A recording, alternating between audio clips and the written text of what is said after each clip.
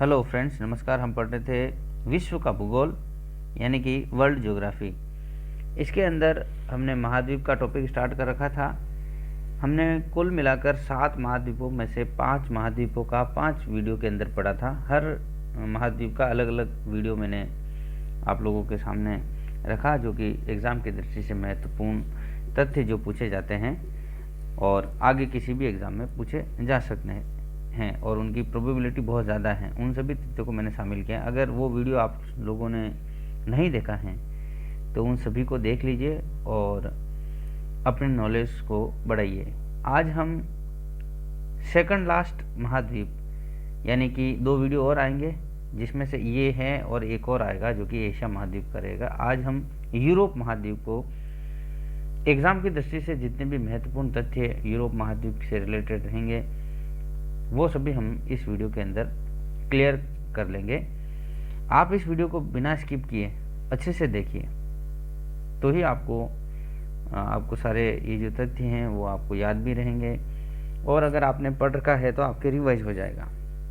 तो इस तरीके से हम स्टार्ट कर रहे हैं यूरोप महाद्वीप। देखिए, यह क्षेत्रफल की दृष्टि से छठा बड़ा महाद्वीप है। इसको प्रायद्वीपों का प्रायद्वीप कहा जाता है। इसे नगरीय महाद्वीप भी कहते हैं क्योंकि इसके अंदर बहुत सारे देश हैं और उन देशों के बहुत सारे विकसित देश हैं और बहुत सारे अच्छे शहर भी हैं इसके अंदर, तो इसलिए इसको नगरीय महाद्वीप कहा जाता है। ये सबसे विकसित महाद्वीप है क्योंकि इसमें ज़्यादातर जो देश हैं वो सारे के सारे विकसित देशों की श्रेणी में आते हैं। इसकी जो भौगोलिक स्थिति के अंदर हम देखें तो इसके पश्चिम के अंदर अटलांटिक महासागर हैं, दक्षिण में भूमध्य सागर हैं और उत्तर के अंदर आर्कटिक महासागर हैं।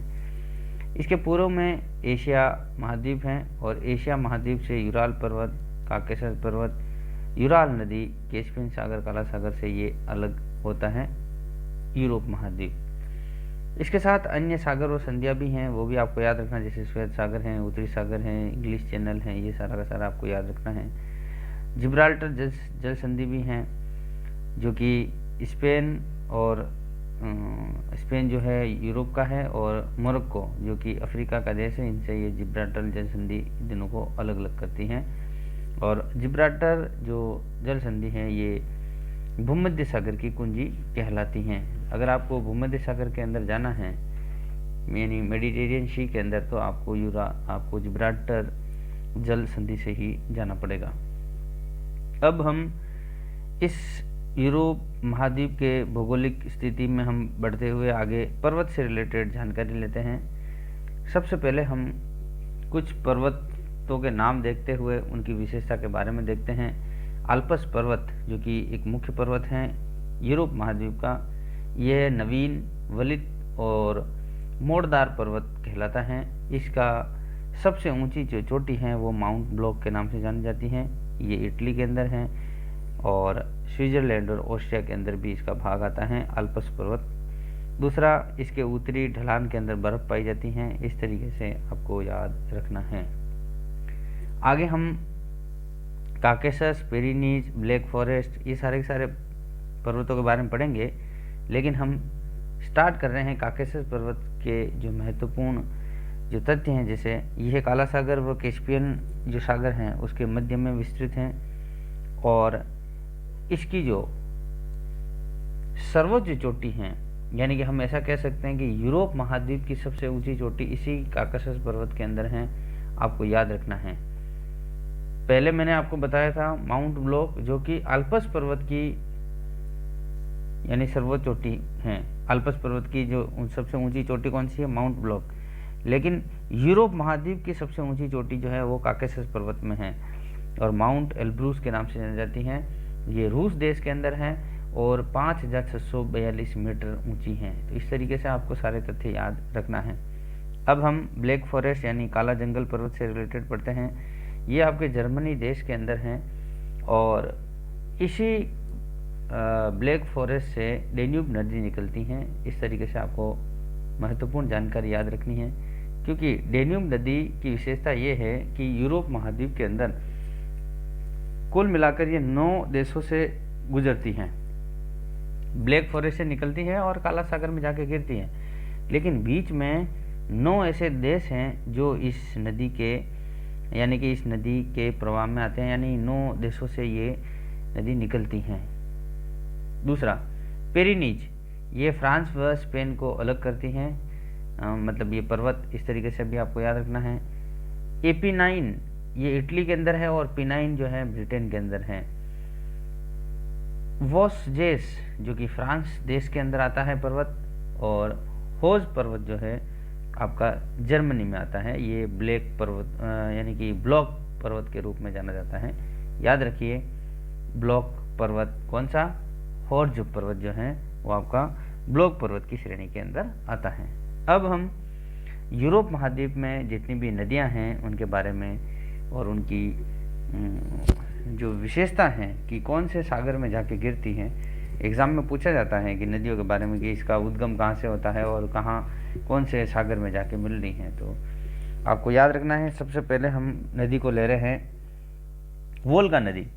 देखिए, वोल्गा नदी जो है यूरोप की सबसे लंबी नदी है और ये कैस्पियन सागर में गिरती है, ऐसा आपको याद रखना है। नेक्स्ट है यूराल। यूराल पर्वत भी है और यूराल नदी भी है। ये यूराल पर्वत के समानांतर चलती हैं, इस तरीके से याद रखना है, और कैस्पियन सागर में गिरती हैं। अभी हमने वोल्गो और यूराल दोनों पढ़ा, ये दोनों की दोनों कैस्पियन सागर में गिरती हैं। नेक्स्ट है डेन्यूब नदी। डेन्यूब नदी के बारे में मैंने आपको भी बताया कि ये आपके ब्लैक फॉरेस्ट से निकलती हैं और काला सागर में जाके गिर जाती हैं। बीच में 9 देशों से ये नदी प्रवाहित होती हैं। नेक्स्ट है टेम्स। ये लंदन शहर जो है इसी नदी के किनारे यानी इसी के तट पे बसा हुआ है। कौन सी नदी के? टेम्स, और यह ब्रिटेन में प्रवाहित होती हैं। नेक्स्ट नदी है सीन नदी। सीन नदी फ्रांस की राजधानी पेरिस, फ्रांस की राजधानी कहाँ पे है? पेरिस, और जो पेरिस जो है वो इसी नदी के तट पर बसा हुआ है। सीन नदी के तट पर पेरिस बसा हुआ है। पेरिस सुरा व सुंदरियों के लिए भी प्रसिद्ध है, आपको याद रखना है। नेक्स्ट नदी का हम पढ़ते हैं पो। पो एक नदी है यूरोप की, यह एड्रियाटिक सागर में गिरती हैं और इसे इटली की गंगा कहा जाता है। इसकी विशेषता आपको याद रखनी है। इटली की गंगा किसे कहा जाता है? जिस तरह से आपको भारत की गंगा नदी है, इस तरीके से इटली की गंगा पो नदी को कहा जाता है, क्योंकि ये भारत नदी की तरह पवित्र मानी जाती है वहाँ पे। नेक्स्ट है राइन नदी। यह नदी जो है आंतरिक जल परिवहन की दृष्टि से सबसे व्यस्ततम नदी के रूप में जानी जाती है। विश्व की सबसे अगर व्यस्तम नदी कोई है आंतरिक जल परिवहन की दृष्टि से तो वो है राइन नदी। नेक्स्ट है स्प्रे नदी। यह एल्ब की सहायक नदी है। एल्ब एक मुख्य नदी है, उसकी एक सहायक नदी कौन सी है? स्प्रे नदी। ये बर्लिन यानी कि जर्मनी की राजधानी कहाँ पर है? बर्लिन। बर्लिन जो शहर है वो इसी नदी के तट पर बसा हुआ है। कौन सी नदी? स्प्रे नदी के। कौन? बर्लिन शहर। अब हम जो ब्लैक फॉरेस्ट पर्वत है उसका थोड़ा सा एक डायग्राम देख लीजिए आप लोग। और काला सागर में ये नदी मिल रही हैं। इस काला सागर में मिलने वाली जो नदियां हैं वो निस्टर नदी, निपर नदी और डॉन नदी, ये तीनों की तीनों भी इसी सागर के अंदर मिलती हैं। कौन सा सागर? काला सागर।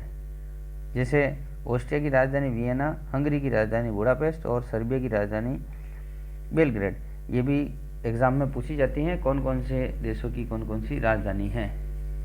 दूसरा, कॉन्स्टेंट झील से एक नदी का उद्गम होता है आल्प्स पर्वत से, आपको याद रखना है, राइन नदी का। और राइन नदी जो है वो आंतरिक जल परिवहन की दृष्टि से सबसे व्यस्ततम नदी है और ये उत्तरी सागर के अंदर जाके मिल जाती हैं। जर्मनी की एक रूर नदी इसी की सहायक नदी है, ऐसा आपको याद रखना है। रोटरडैम यूरोप का एक मुख्य बंदरगाह है, वो यहीं पे है, आपको याद रखना है। रूर प्रदेश यानी कि काला उत्पादन जो आपका कोयला होता है उसका कोयला उत्पादन है तो ये प्रसिद्ध स्थान है। कौन सा? रूर प्रदेश। अब हम पठारों से रिलेटेड थोड़ा सा पढ़ते हैं। देखिए, यूरोप महाद्वीप के अंदर जो मुख्य पठार हैं, मेसेटो पठार है जो कि स्पेन के अंदर पड़ता है। सेंट्रल मैसिफ फ्रांस देश के अंदर पड़ता है। दूसरा, इटली में लोम्बार्डी का मैदान है जो चावल उत्पादन के लिए प्रसिद्ध मैदान है। रोम के बारे में देखिए, इटली की राजधानी है और पोप नगर कहलाता है, आपको याद रखना है रोम। रोम व वेटिकन सिटी ये दोनों के दोनों टाइबर नदी के तट पर बसे हुए हैं। और वेटिकन सिटी जो है वो यूरोप महाद्वीप का सबसे छोटा देश कहलाता है। कौन सा? Vatican city. फिनलैंड क्या है? देखिए, फिनलैंड जो देश है वो 1000 झीलों का देश कहलाता है, आपको याद रखना है। लडोगा रूस के अंदर है और यूरोप की सबसे बड़ी झील है, लडोगा के नाम से जानी जाती है। ओनेगा यह है रूस देश के अंदर है और ये यूरोप की दूसरी सबसे बड़ी झील है। तो आपको याद रखना है लडोगा और ओनेगा। कॉन्स्टेंट के बारे में मैंने आपको बता ही दिया कि इसी कॉन्स्टेंट नदी जो कि डेन्यूब, आपको राइन नदी के बारे में मैंने अभी बताया था, वो आल्प्स पर्वत से निकलते हैं और आल्प्स पर्वत के वहीं पे आपका कॉन्स्टेंट झील है। कॉन्स्टेंट झील से राइन नदी निकलती है। तो आपको याद रखना है ये इटली और स्विट्जरलैंड की सीमा पर स्थित है। कौन? कॉन्स्टेंट झील। यूरोप पर्वत महाद्वीप के अंदर आपको याद रखना है वनस्पति कौन कौन सी हैं और किस टाइप की घास के मैदान वहाँ पे पाए जाते हैं। देखिए, यहाँ टेगा वन पाए जाते हैं, इनको अलग नाम से भी पहचाना जाता है जिसका नाम है बोरियलिस। क्या नाम है? बोरियलिस। टेगा वन ये रूस, स्वीडन और फिनलैंड देश जो हैं, नॉर्वे, इन सभी में ये टेगा वन पाए जाते हैं। घास के मैदान, यहाँ पे उष्ण कटिबंधीय घास के मैदान बिल्कुल नहीं पाए जाते हैं क्योंकि ये एक भूमध्य रेखा से काफ़ी उत्तर में आ पड़ता है ये पूरा पूरा महाद्वीप। तो यहाँ पर शीतोष्ण कटिबंधीय घास के मैदान पाए जाते हैं। स्टेपी और पुछताछ, हंगरी के अंदर जो हंगरी देश है वहाँ पर पुछताछ कहलाते हैं जो भी घास के मैदान हैं उनको। और स्टेपी जो हैं वो यूरोप व एशिया के अंदर आपको इनको स्टेपी यानी शीतोष्ण कटिबंधीय घास के मैदानों को स्टेपी तुल्य कहा जाता है। खासतौर से यूक्रेन जो आपके यूरोप महाद्वीप में आता है वो यहाँ पे स्टेपी टाइप के ही घास के मैदान हैं। यूक्रेन के बारे में भी थोड़ी सी आपको जानकारी देते हैं कि गेहूं उत्पादन हेतु ये प्रसिद्ध है। रोटी की डलिया यही आपका यूक्रेन कहलाता है, इसकी राजधानी कीव है। गल्फ स्ट्रीम क्या होती है? याद रखना है ये पछुआ पवनें होती हैं और गर्म जलधारा होती हैं, नॉर्वेजियन कहलाती हैं, आपको याद रखना है। इसको जो गल्फ स्ट्रीम होती हैं इनको यूरोप का कंबल कहा जाता है, तो ये भी आपको याद रखना है। नेक्स्ट आपको देखना है कुछ ज्वालामुखी के बारे में जो कि सक्रिय ज्वालामुखी है या फिर सुषुप्त ज्वालामुखी है। देखिए, एटना जो सक्रिय ज्वालामुखी है जो कि सिसिली द्वीप के अंदर पड़ता है। नेक्स्ट है लेपारी द्वीप के ऊपर एक और सक्रिय ज्वालामुखी है जो कि भूमध्य सागर का प्रकाश स्तंभ कहलाता है जिसका नाम है स्ट्राम्बोली। याद रखना है स्ट्राम्बोली क्या है? सक्रिय ज्वालामुखी है। नेक्स्ट है विसुवियस, ये एक सुषुप्त ज्वालामुखी है जो कि नेपल्स के अंदर पड़ता है। अब कुछ देशों के बारे में आपको याद रखना है, जैसे स्कैंडिनेवियन जो देश हैं उसमें कौन कौन आता है ये आपको याद रखना है। 4 देश आते हैं स्कैंडिनेवियन में, नॉर्वे, स्वीडन, फिनलैंड और डेनमार्क। और नॉर्वे की विशेषता यह है कि मध्य रात्रि में यहाँ पे सूर्योदय का देश कहलाता है, यानी मध्य रात्रि सूर्योदय का देश जो है वो आपका नॉर्वे कहलाता है। बाल्टिक देश जो है, बाल्टिक राज्य वो कौन कौन से हैं? एस्टोनिया, लातविया और लिथुआनिया, इन तीनों को मिलाकर हम क्या कहते हैं? बाल्टिक देश या बाल्टिक राज्य। आगे हम लोग यूके से रिलेटेड पढ़ते हैं या फिर ब्रिटेन क्या होता है, ब्रिटेन में कौन कौन आते हैं देश, जैसे स्कॉटलैंड, वेल्स और इंग्लैंड, अगर इन तीनों को मिला देंगे तो क्या कहलाएगा? ब्रिटेन। और उत्तरी आयरलैंड अगर इसमें मिला देते हैं ब्रिटेन के साथ तो वो कहलाता है आपका यूके यानी यूनाइटेड किंगडम। दूसरा, जो आपका 0 डिग्री देशांतर यानी कि ग्रीनविच रेखा है वो आपका इस ब्रिटेन के पूर्व से निकलता है, यानी इसके अंदर यानी कि लंदन जो आपका शहर है वो इसी के आसपास रहता है, आपका 0 डिग्री देशांतर रेखा के पास में। दूसरा, यहाँ पे डोगर बैंक भी हैं डोगर बैंक किस लिए प्रसिद्ध है, आपको याद रखना है, मछली उत्पादन के लिए प्रसिद्ध है। फ्रांस और ब्रिटेन को अलग करने वाला जो है वो इंग्लिश चैनल है, यहाँ पे डोवर जल संधि है, आपको याद रखना है। साउथहैम्पटन जो शहर है वो भी आपका यहीं ब्रिटेन के अंदर पड़ता है। फ्रांस जो है वो कृषि प्रधान देश है, आपको याद रखना है। और फ्रांस को लघु यूरोप की संज्ञा दी गई है, ये भी आपको याद रखना है। और फ्रांसीसी क्रांति के कारण चर्चा में रहा था फ्रांस, आपको याद रखना है कब, 1789 के अंदर। ये आपको थोड़ी सी जानकारी याद रखनी है। एमराल्ड द्वीप के बारे में थोड़ा सा याद रखना है। एमराल्ड द्वीप क्या है, कौन है, आयरलैंड और उत्तरी आयरलैंड को अगर मिला देंगे तो वो जो द्वीप है वो आपका एमराल्ड द्वीप के नाम से जाना जाता है। ब्रिटेन के अंदर दो प्रमुख शहर है या फिर दो प्रमुख प्रदेश हैं जिनके बारे में आपको याद रखना है, क्योंकि ये यहाँ पे उद्योग बहुत ज़्यादा प्रमुख हैं यहाँ पे, जैसे कि लंकाशायर और एक मैनचेस्टर, वो दोनों के दोनों आपके ब्रिटेन में हैं। ब्रिटेन के बारे में मैंने आपको भी बताया। स्कॉटलैंड, वेल्स और इंग्लैंड तीनों को मिला देंगे तो क्या होगा, ब्रिटेन। ब्रिटेन का शेफील्ड जो है वो कटलरी उद्योगों के लिए काफ़ी ज़्यादा प्रसिद्ध माना जाता है। कटलरी का मतलब यहाँ पे चाकू, छुरी, इस तरह के सारे औजार बनते हैं। नेक्स्ट है बर्मिंघम। बर्मिंघम ये जो लोह उत्पादन हेतु प्रसिद्ध हैं, यानी मिडलैंड रेंज कहलाता है। साउथहैम्पटन के अंदर इसकी विशेषता ये है कि एक दिन में यहाँ पे 4 बार ज्वार आता है, 2 बार उत्तरी सागर में और 2 बार इंग्लिश चैनल में। ये भी इस तरह से इसकी विशेषता याद रखनी है। फ्रांस व जर्मनी के मध्य की जो सीमा है वो मैगिनॉट कहलाती है। जर्मनी व पोलैंड के बीच की जो सीमा है वो हिडनबर्ग कहलाती हैं। ये जो वर्ड हैं आपको याद रखना है, कभी भी एग्जाम में पूछे जा सकते हैं। कील नहर, नेक्स्ट है कील नहर, ये जर्मनी में पड़ती हैं, उत्तरी सागर व बाल्टिक शहर को जोड़ती हैं। नेक्स्ट आपको याद रखना है स्विट्जरलैंड से रिलेटेड। देखिए स्विट्जरलैंड यहाँ पे बर्न है और यूरोप का खेल का मैदान यहीं पे है। स्विट्जरलैंड के अंदर है जिनेवा में 2 जो मुख्य संगठन हैं उनका हेडक्वार्टर वहीं पे है जिनेवा के अंदर। एक तो WTO, दूसरा है WHO। WTO यानी विश्व व्यापार संगठन यानी वर्ल्ड ट्रेड सेंटर, और दूसरा है WHO यानी विश्व स्वास्थ्य संगठन। नीदरलैंड से रिलेटेड थोड़ा सा देखिए। नीदरलैंड जिसको हॉलैंड भी कह सकते हैं, इसकी राजधानी एम्स्टर्डम है। यहाँ पे द हेग है नीदरलैंड के अंदर, और यहाँ पे अंतर्राष्ट्रीय न्यायालय का मुख्यालय है। नॉर्वे देश, मैंने आपको बताया मध्य रात्रि सूर्योदय का देश।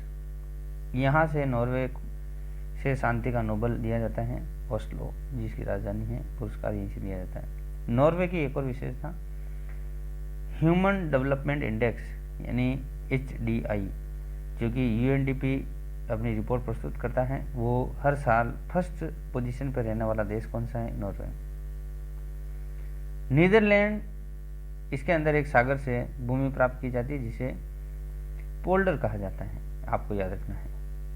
नॉर्वे से फ्योर्ड तट है यहाँ पे, और ये हिमानी अपरदन निर्मित यहाँ पे घाटियाँ पाई जाती हैं। कहाँ पे, फ्योर्ड तट कहाँ पे है, नॉर्वे देश के अंदर है। नेक्स्ट इटली से रिलेटेड देखिए। इटली को यूरोप का भारत कहा जाता है, यानी एशिया का भारत तो अपना भारत है ही है, लेकिन यूरोप का अगर भारत कहा जाता है तो कौन, यानी इटली। मैंने आपको भारत की गंगा, हमारी गंगा नदी, दूसरा हमने इटली की गंगा के बारे में पढ़ा था, वो है आपकी पो नदी। इस तरीके से आपको याद रखना है रिलेट करके। शैंपेन शहर, शैंपेन शराब निर्माण हेतु प्रसिद्ध है। स्वीडन की राजधानी स्टॉकहोम है, और जहाँ पर प्रथम पर्यावरण सम्मेलन हुआ था, आपको याद रखना है। रूस की राजधानी तो आपको पता ही है, मॉस्को, जहाँ 5 महासागरों का पतन कहा जाता है। ये मॉस्को को क्या कहा जाता है, 5 महासागरों का पतन। यूमर्स बंदरगाह जो है वो वर्ष पर खुला रहता है, आपको याद रखना है। माल्टा क्या है, माल्टा भूमध्य सागर के अंदर है। और पुर्तगाल यानी लिस्बन पुर्तगाल की राजधानी है, और पुर्तगाल में फुटबॉल के लिए प्रसिद्ध आपको माना जाता है, पुर्तगाल शहर है जो। यानी पुर्तगाल देश है जो। तो इस तरीके से यूरोप महाद्वीप के अंदर जितने भी देश हैं उनके बारे में कुछ जो महत्वपूर्ण विशेषता उनकी किस तरह से हैं वो भी आपने देखी। यूरोप महाद्वीप की मुख्य नदियाँ देखी, पर्वत देखें और द्वीप और उनसे रिलेटेड और भी जो जानकारी रह सकती हैं वो सारा का सारा आपने एक छोटे वीडियो के अंदर देखा। आपको मेरा यह हैंड रिटन नोट्स का प्रयास कैसा लगा, इसकी प्रतिक्रिया मुझे लाइक और कमेंट के साथ करें। अन्य तक पहुंचाने के लिए इसको शेयर करें जिससे कि उनको भी फ़ायदा होगा।